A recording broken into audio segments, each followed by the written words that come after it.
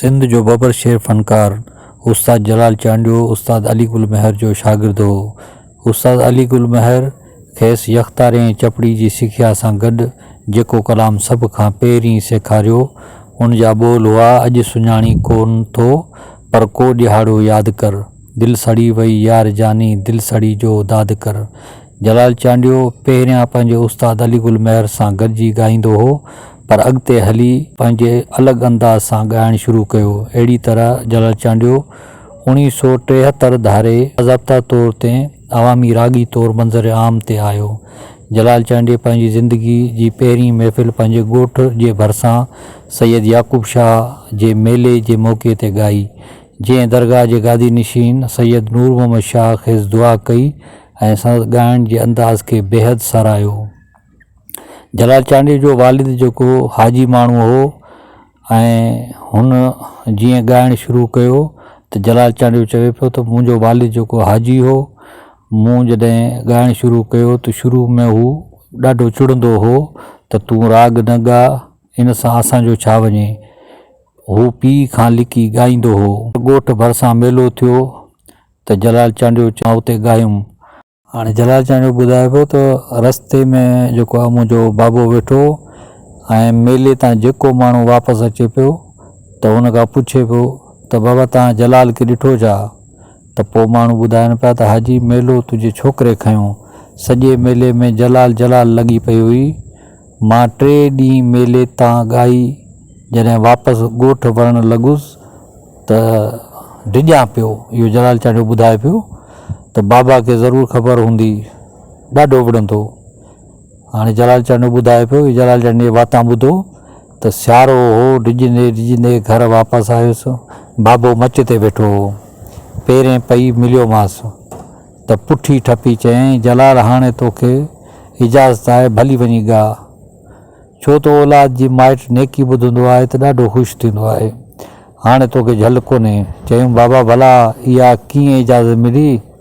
त चयाईं जेके माण्हू मेले तां मोटनि पिया उहे तुंहिंजी तारीफ़ पिया कनि। पोइ बाबा रूबरू बि ॿुधंदो हो ऐं ख़ुशि थींदो हो। अहिड़ी तरह जलाल चांडियो जी मक़बूलियत मामूल खां ग़ैर मामूल बणिजणु लॻी ऐं सिंध जी ॿाराणियुनि खां शहरनि ताईं, कैस्टनि खां सैटेलाइट ताईं, ट्रैक्टरनि खां मर्सिडीज़ ताईं, झुॻियुनि खां बंगलनि ताईं, फसलनि खां हाईवेज़ ताईं, मतिलबु त जिथे किथे जलाल चांडियो जो आवाज़ु गूंजणु लॻो। एतिरे क़दुरु जो नवंबर 1985 ते सिंधी फिल्म इंडस्ट्री पारां जलाल चांडियो नाले सां फिल्म रिलीज़ थी। हीअ फिल्म संदसि ज़िंदगी जे पस मंज़र में रचियलु हुई, जंहिंजी मौसीक़ी नामियारे मौसीक़ार ऐं कलाकार उस्ताद फिरोज़ गुल ॾिनी, जॾहिं त फिल्म जो प्रोड्यूसर मज़हर हुसैन हो ऐं हिदायतकार शाह असद हो। हिन फिल्म जी अदाकारी में मुस्तफ़ा कुरैशी, शहनाज़ भट्टी, मुश्ताक चंगेज़ी, ख़ुदि जलाल चांडियो, परवीन बोबी, लाल कुमार, शहज़ादी, लतीफ़ मुन्नो, ग़ुलाम रसूल जतोई, मुश्ताक जसकानी ऐं महमूद सिद्दीकी शामिल हुआ। हिन फिल्म खे तमामु घणी कामयाबी नसीब थी। ॼाणायल film new Majestic cinema Hyderabad, Paradise cinema Sukkur, Kalupotra cinema Larkana, Plaza Shahdadkot, Shah talkies cinema Tando Adam, Shaheen cinema Shahdadpur, Mehfil cinema Capri ऐं कोहिनूर सिनेमा हैदराबाद जे परदनि ते ॾेखारी वई। फिल्म जलाल चांडियो में संदसि अदाकारी सां गॾु संदसि आवाज़ में कुझु कलाम पिणु रिकॉर्ड थिया। उन खां सवाइ फिल्म उम्मीद ऐं फिल्म हैदर ख़ान लाइ बि पंहिंजे आवाज़ में कलाम ॻायाईं। जलाल चांडियो कैसेट, रेडियो ऐं फिल्म इंडस्ट्री में ॻाइण खां सवाइ सिंध जे मेलनि मलाकड़नि में टिकट वसीले थींदड़ थिएटरनि वारो राग पिणु मुतारफ़ करायो ऐं अहिड़ी तरह संदसि मक़बूलियत पसंदी जलाल चांडियो खे रेडियो ऐं टीवी खां सवाइ लतीफ़ साईं, सचल सरमज़, लाल शहबाज़ कलंदर ऐं ॿियनि बुज़ुर्गनि जे सालियाना मेलनि तोड़े ॿियनि सरकारी काजनि ऐं सक़ाफ़ती खाते जे मुख़्तलिफ़ प्रोग्रामनि ते पिणु कांध ॾेई ॻारायो वेंदो हो। इन हवाले सां चई सघिजे थो त जलाल चांडियो 20हीं सदी जे पोएं चौथाड़ में वाह जो वारो वॼायो। एतिरे क़दुरु जो संदसि दौर में ईंदड़ फ़नकारनि संदसि गायकी जे तर्ज़ खे अपनाईंदे संदसि ई नाले खे हवालो बणायो। नंढो जलाल, गरम जलाल, आख़िरी जलाल, सोणो जलाल, सफ़ा जलाल, वग़ैरह जे नालनि सां मंज़र आम ते आया। जलाल चांडीअ जे फ़न में हिकु हैरान कंदड़ ॻाल्हि इहा पिणु ॾिठी वई त पाण तदरीसी हवाले सां हिकु दर्जो बि कोन पढ़ियल हो, पर पोइ बि जिते किथे कलाम हमेशह यादि ॻाईंदो हो। खेसि बेअंत शाइरी हर ज़बान वारी यादि हूंदी हुई। जलाल चांडीअ खे फ़नी ख़िदमत एवज़ आवाम पारां त भरपूर मोट मिली, पर उन सां गॾोगॾु 1999 ईस्वी में लतीफ़ सरकार जे मेले जे मौक़े ते शाह लतीफ़ एवार्ड, फ़िल्म जलाल चांडियो में अदाकारी जे मोट में एवार्ड खां सवाइ ॿिया केतिरा ई एवार्ड खेसि मिलिया ऐं संदसि मान में सिंध जे मुख़्तलिफ़ शहरनि में संदसि ताजपोशी जा प्रोग्राम पिणु मुनक़द कराया विया।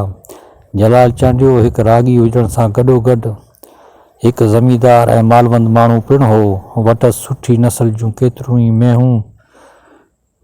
मेंहूं मौजूदु हूंदियूं हुयूं। जलाल चांडीअ वटि सुठा घोड़ा पिणु हूंदा हुआ जेके हू पालींदो हो, जिन खे मेल जे मुक़ाबलनि में लाहिण जो पिणु ज़ौक़ रखंदो हो। इन्हनि ॿिन्ही ख़सलतुनि सां गॾोगॾु जलाल चांडियो हिकु राजूणी मुड़ुसु, ओताकी जुवान, महिमान नवाज़, आई वठी जो आधार भाव कंदड़ ऐं ग़रीबनि जो हमदर्द ऐं हॾॾोखी पिणु हूंदो हो। संदसि सखावत जो हिकु वाक़ियो मशहूरु आहे त कंहिं मेले जे मौक़े ते जलाल चांडियो थिएटर में टिकट वारो राग ॻाई रहियो हो। उन दौरान हिकु कुराड़ी बेवा औरत स्टेज तरफ़ अची जलाल चांडीअ खे चयो त मुंहिंजी मेंहुं चोरी थी वई आहे, उनजो माइक ते ऐलान करायो। उन ॾींहुं जलाल चांडीअ महफ़िल दौरान ऐलान कयो। मेले जे ॿिए ॾींहुं बि साॻी तरह उहा औरत आई ऐं ऐलान करायईं।